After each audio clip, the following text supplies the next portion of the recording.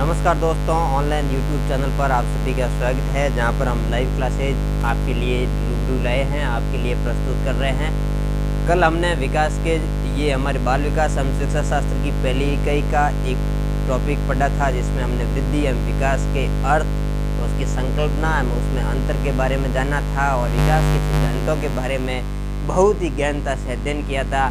मुझे आशा है कि वो वीडियो आपको अच्छा लगा होगा और मैं आपसे ये अपेक्षा करता हूँ कि यदि आपको वीडियो अच्छा लगे तो आप अपने दोस्तों में, अपने व्हाट्सएप ग्रुप में, फेसबुक पर, जितने भी आपके सोशल मीडिया साइट्स है, ऐप है, प्लेटफॉर्म है, उसमें आप शेयर करें। तो आज हम उससे आगे अध्ययन करेंगे, उससे आगे जानेंगे कि हम विकास की परिभाषाओं के बारे में कल हम बात करना चाहते थे, लेकिन वीडियो काफ़ी लंबा हो गया था, इसलिए हम उधर कल विकास की परिभाषाओं के बारे में बात नहीं कर पाए थे। तो आज हम जानते हैं कि विकास की परिभाषाएं क्या कहती है और किस मनोवैज्ञानिक ने विकास के बारे में अपनी क्या क्या वक्तव्य दिए हैं, क्या क्या परिभाषाएं दी है, तो उसके बारे में जानते हैं। तो हमारे पास सबसे पहला मनोवैज्ञानिक है गैसल। गैसल ने विकास एक परिभाषा दी अपनी कि विकास अभिवृत्ति के संप्रत्यय की अपेक्षा अधिक व्यापक है। मतलब ये है कि कल हमने वृद्धि एवं विकास में जो अंतर करते हुए बात की थी कि अभिवृद्धि है वो एक संकीर्ण अवधारणा है और विकास है वो विस्तृत एवं व्यापक अवधारणा है। यही गैसल कह रहा है कि विकास अभिवृत्ति के संप्रत्यय की अपेक्षा अधिक व्यापक है।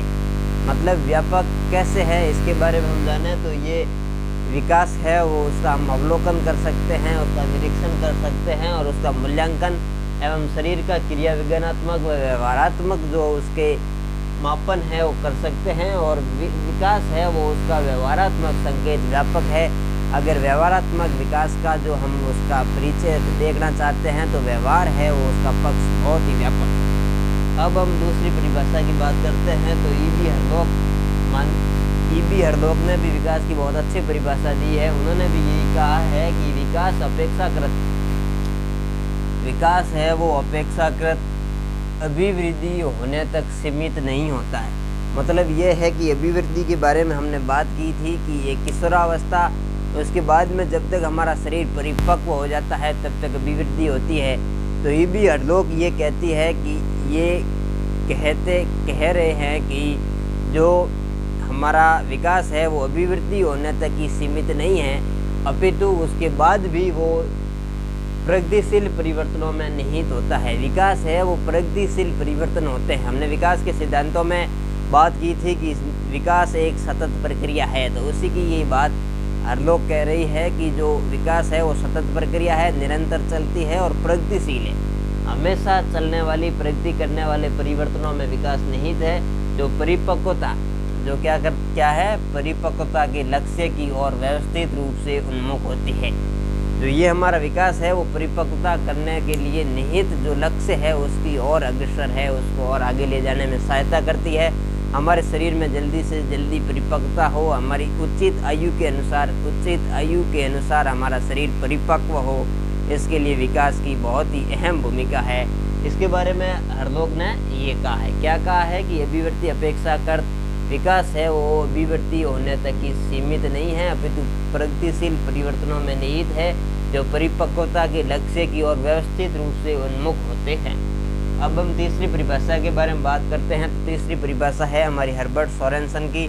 हर्बर्ट सोरेनसन कहते हैं कि विकास का अभिप्राय परिपक्वता तथा कार्यपरक सुधार की वह प्रक्रिया है जो संरचना एवं स्वरूप में हो रहे गुणात्मक व परिमाणात्मक परिवर्तनों की फलस्वरूप होती है। इन्होंने ये कहा है कि जो परिपक्वता तथा कार्यपरक सुधार है, जो हमारे शरीर में परिपक्वता आती है या जो भी हमारे कार्यपरक सुधार होते हैं, उन सुधारों की वह प्रक्रिया है जो हमारी संरचना, शरीर की संरचना, स्वरूप में हो रहे गुणात्मक, यानी उसमें जो जो गुण आते हैं, और परिमाणात्मक परिवर्तनों के फलस्वरूप जो भी हमारे परिवर्तन शरीर में होते हैं उसे हम विकास कहते हैं। इनके कहने का मतलब ये है कि जो हमारे शरीर में परिपक्वता होती है, सोरेनसन कह रहे हैं कि जो भी हमारे शरीर में परिपक्वता होती है या जो भी कार्यपरक सुधार होते हैं और सुधारों की जो प्रक्रिया है वो हमारे शरीर की संरचना एवं स्वरूप है, जो उसमें गुणात्मक या मात्रात्मक परिवर्तनों के फलस्वरूप होते हैं, उसे हम विकास कहते हैं। हर्बर्ट सोरेनसन की परिभाषा के बाद में अब हम जानते हैं कि ईरा गॉर्डन है जिसने विकास के बारे में क्या कहा है, अपना क्या वक्तव्य दिया है।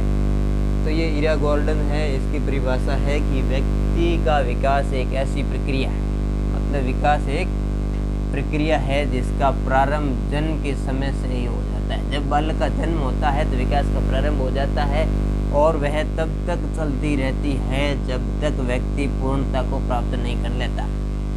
गॉर्डन ने कहा है कि जब तक व्यक्ति पूर्णता को प्राप्त नहीं कर लेता तब तक विकास चलता रहता है। मतलब ये है कि एक व्यक्ति कभी पूर्ण नहीं हो सकता। मतलब ये है कि विकास जीवन पर्यंत, जब तक व्यक्ति की मृत्यु नहीं होती तब तक विकास होता ही रहता है। तो ये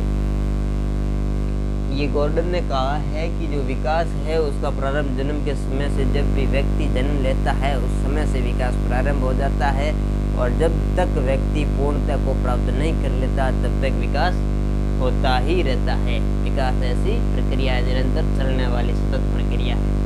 फिर हम अगली परिभाषा की बात करें तो ड्रेवर है। ड्रेवर ने क्या कहा है कि बाल मनोविज्ञान, इन्होंने बाल मनोविज्ञान की परिभाषा दी है कि बाल मनोविज्ञान जो मनोविज्ञान की वह शाखा है, मनोविज्ञान की एक शाखा है बाल मनोविज्ञान, जो मानव का जन्म से परिपक्वता तक का विकास के संदर्भ में अध्ययन करती है।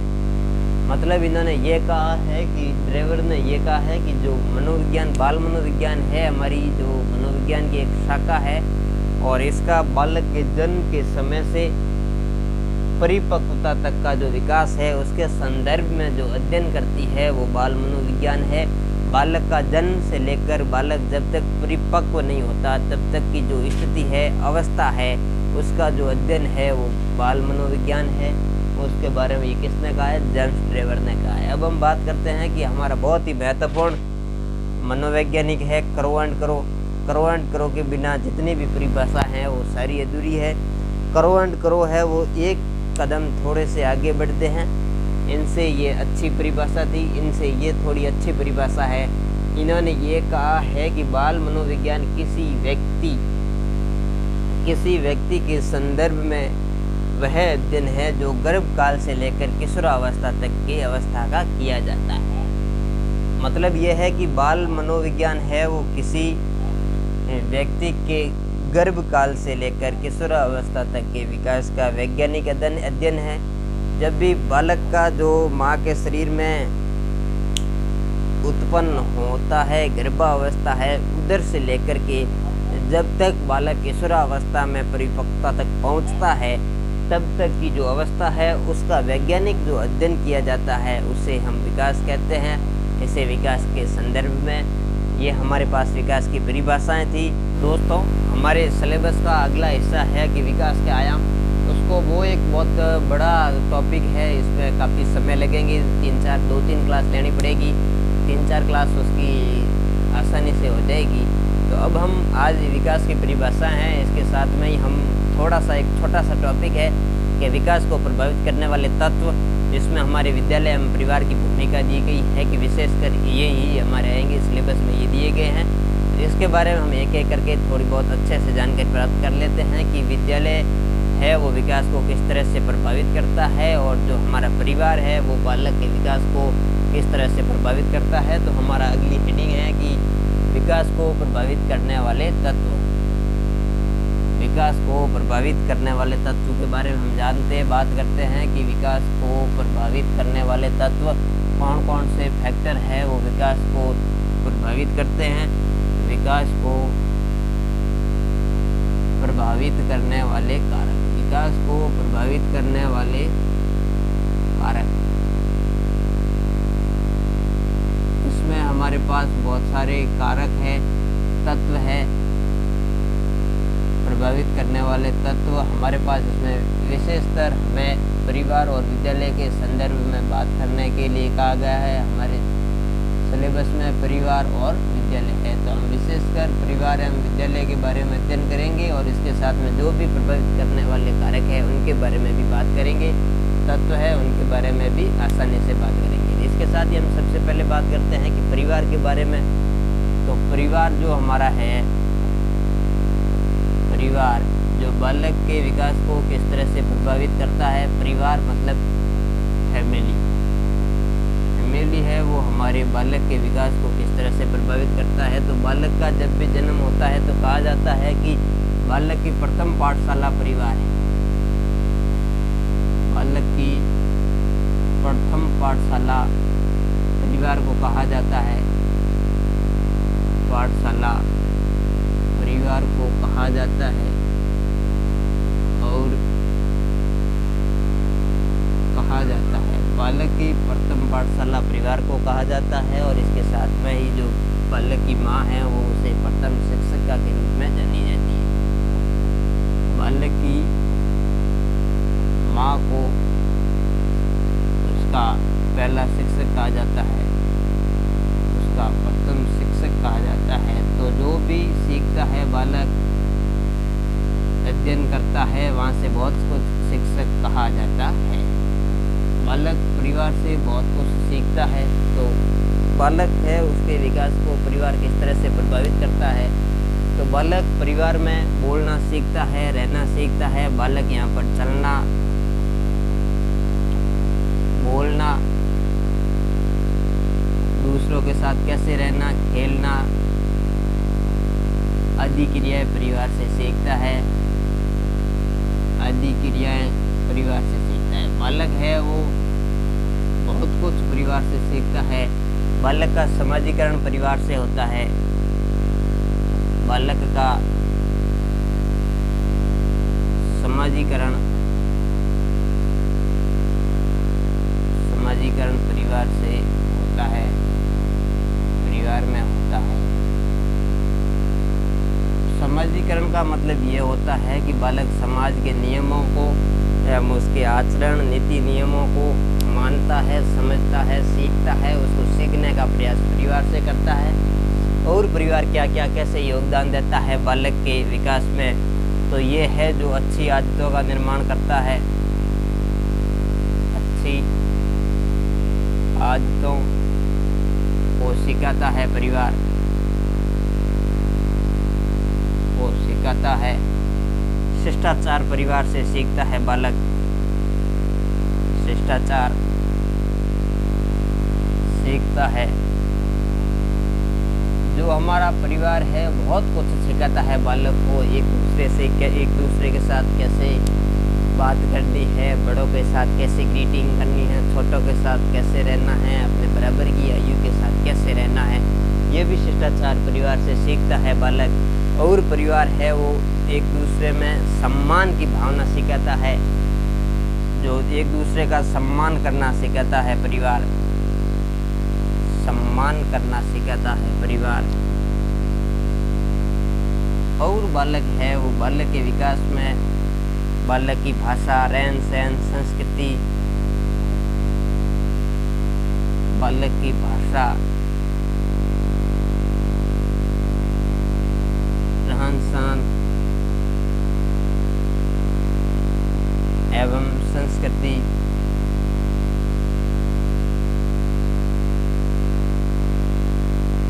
को बालक अपने परिवार में सीखता है। अपनी भाषा, दूसरों के साथ कैसे व्यवहार करना है, कैसे पेश आना, ये सब बालक की अहम भूमिकाएं होती है जो परिवार में होती है। परिवार जो बालक के विकास में बहुत अच्छा भूमिका निभाता है, क्योंकि परिवार के बिना बालक का विकास एक असंभव है। और इसके साथ ही बालक नैतिकता को यहाँ से प्राप्त करता है। बालक है वो नैतिकता को प्राप्त करता है। नैतिकता के बिना नैतिकता को प्राप्त करता है। नैतिकता के बिना बालक है वो एक राक्षस है, पशु है। नैतिकता है तो हम एक दूसरे के बारे में हमारी संवेग है, हमारी सद्भावना है, संवेदना है। इसके बिना हमारा कुछ नहीं है। हम एक पशु है, दानव है। अब हमने विकास के संदर्भ में या विकास को प्रभावित करने वाले कारकों में परिवार के बारे में जाना। तो अब हम इसके बारे में अगला हमारा टॉपिक है जो विकास को प्रभावित करने वाले कारकों में दूसरा हमारा टॉपिक है विद्यालय। विद्यालय की हम बात करते हैं तो विद्यालय है वो बालक को किस प्रकार से प्रभावित करता है। विद्यालय हमारे बालकों के विकास में क्या क्या कर सकता है और क्या क्या करता है, इस उसकी हम भी ज्ञानता से बात करते हैं। तो दूसरा हमारा टॉपिक है विद्यालय।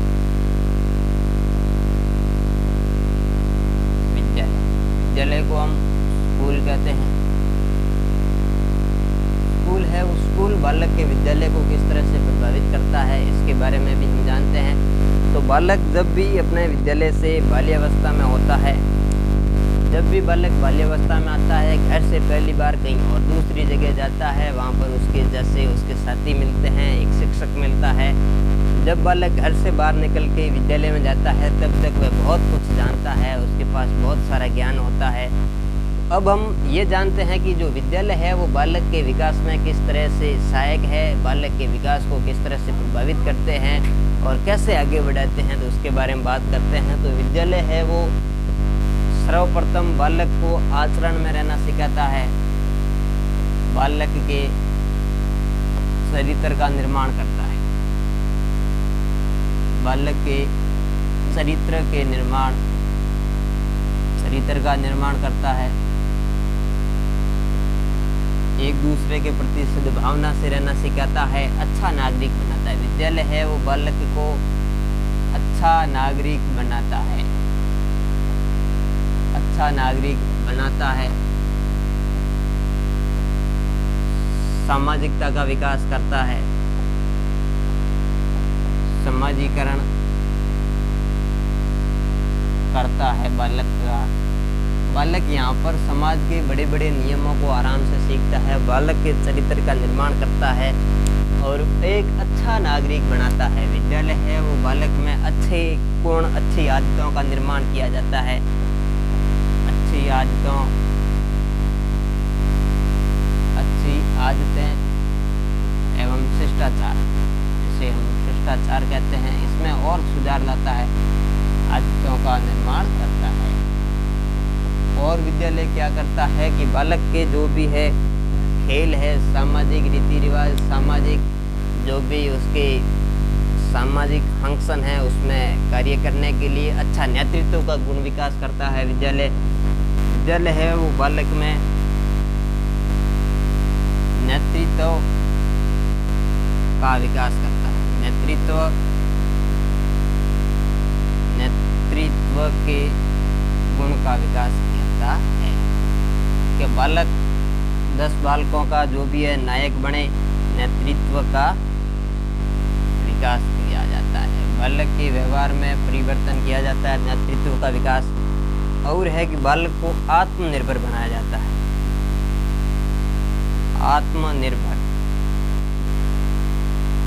आत्मनिर्भर बनाया जाता है।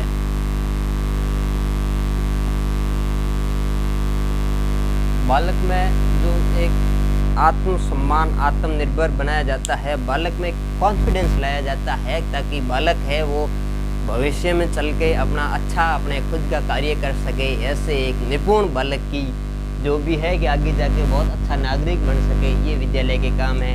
विद्यालय बालक को खेल खिलाना सिखाता है,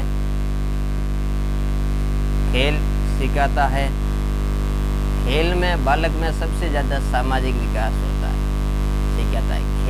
खेल से बालक में क्या फ़ायदा होता है कि जब खेल है वो बालक में सबसे ज़्यादा सामाजिक विकास करता है। जैसे कोई बालक है कि आपस में अनबन होगी, कोई 2 बालक है उसके बीच में लड़ाई होगी, उनके बीच में वो बोलते नहीं हैं, तो एक खेल एक ऐसा है कि विद्यालय की कैसे भूमिका होती है कि उसका अध्यापक है वो बालक के, जैसे ये 2 बालक थे और इन दोनों के बीच में कट्टी हो गई, तो अध्यापक क्या करता है कि ये 2 टीम बनाता है, एक खेल की टीम ये, एक टीम ये, इन दोनों को अलग अलग न करते हुए एक टीम में सम्मिलित कर देता है और इसमें सम्मिलित कर देता है। तो ये जब दोनों एक टीम में होते हैं तो इनमें सामूहिकता की भावना उत्पन्न होती है, सामूहिकता की भावना विकसित होती है। जब सामूहिकता की भावना विकसित होती है तो वो उसका दुश्मन था, वो खेल में उसका दुश्मन न रह करके मित्र बन गया। इसे ही हम सामाजिकता की भावना, समाजीकरण का विकास, और सबसे ज़्यादा सामाजिकता का विकास खेल की भावना से होता है। और यहाँ पर बालकों में जो भी नए नए कौशल विकसित किए जाते हैं, बालकों में नए नए कौशलों का विकास किया जाता है, नए नए कौशल विकसित किए जाते हैं ताकि बालक नए नए कौशल विकसित किए जाते हैं। नए नए कौशल विकसित किए जाते हैं ताकि बालक आसानी से अपने फील्ड में अच्छा कार्य कर सके। विद्यालय है वो बालकों को भूमिका निर्वाह करने के लिए भी तैयार करता है। भूमिका निर्वाह करने के लिए तैयार करना। भूमिका निर्वाह का मतलब होता है कि बालक को कोई भी रोल दे दिया जाए, उस रोल में वो कैसे अपना प्रदर्शन करेगा, तो बालक को भूमिका निर्वाह के लिए तैयार करना। इसके बाद में है कि विद्यालय सबसे अहम कार्य करता है कि बालक को विकट परिस्थितियों में या कठिन परिस्थितियों का सामना करने के लिए तैयार करना। हमारे सामने जब भी बालक घर से बाहर जाता है तो उसके सामने विभिन्न प्रकार की कठिनाइयाँ उत्पन्न होती है, विकट परिस्थितियाँ उत्पन्न होती है। तो वह बालक उस कठिनाइयों से कैसे निपटेगा, उससे कैसे अपना समाधान करेगा, उससे कैसे आगे बढ़ेगा, इसके लिए विद्यालय उसकी सहायता करता है। और सबसे अहम बात यह है कि बालक अपनी विरासत या संस्कृति को एक पीढ़ी से दूसरी पीढ़ी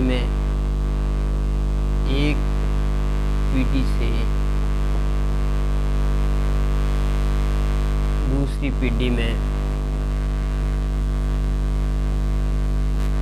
लेकर जाएगा, हस्तांतरित करता है। ये कैसे होता है कि जब बालक अपने विद्यालय में ये सब सीख लेता है तो वो अपने जो वर्तमान समय की परिस्थितियाँ हैं, यहाँ की संस्कृति है, विरासत है, उसको अपने आने वाली पीढ़ी के लिए संरक्षित करेगा और उसमें हस्तांतरित करेगा। तो हमने ये विद्यालय और परिवार के संदर्भ में विकास को प्रभावित करने वाले कारकों के बारे में विस्तार से अध्ययन किया। आशा करता हूँ कि ये आपके समझ में आ गया होगा। अब हम अन्य तत्वों की भी बात करते हैं जो विकास को प्रभावित करते हैं। जो हमारे सिलेबस का था उसे हम समझ लिया, और अब अन्य तत्व की बात करते हैं कि ऐसे कौन कौन से तत्व हैं जो बालक के विकास को प्रभावित करते हैं। तो इसमें हमारे पास एक है कि बालक का जो वातावरण है वो बालक के विकास को प्रभावित करता है। कि वातावरण में बालक किस वातावरण में रहता है, आसपास के कैसे लोग हैं, विद्यालय में कैसे बालकों के साथ वो रहता है, और वो किस तरह की भाषा, परिवेश, उसके माता पिता, उसके परिवेश है, उसमें भी उसका बहुत कुछ डिपेंड करता है कि बालक किस प्रकार के परिवेश से बिलोंग करता है, उसके माता पिता का आर्थिक स्तर क्या है, उनका शैक्षिक स्तर क्या है, उन सभी को लेकर के बालक के विकास को भी प्रभावित किया जाता है। अब बालक की भाषा है, धर्म है, लिंग है, ये सभी इसको प्रभावित करते हैं। उसके साथ घटित होने वाली विभिन्न घटनाएं हैं, घटित होने वाली घटनाएं, अच्छी घटनाएं होती तो बालक को अच्छा और विकास करने का मौका मिलेगा, और बुरी है तो बालक का विकास रुकावट में आ जाएगा। इसके साथ साथ बालक में विभिन्न प्रकार के ऐसे तत्व हैं जो बालक का भोजन है, पोषण है, वो बालक के विकास को काफ़ी हद तक प्रभावित करता है।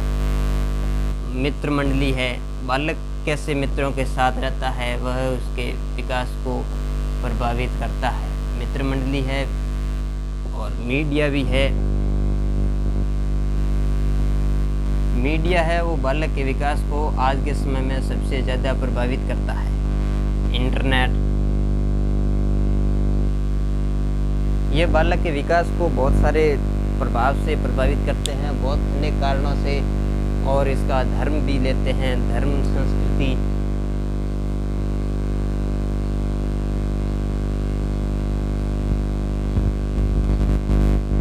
बालक की रुचि,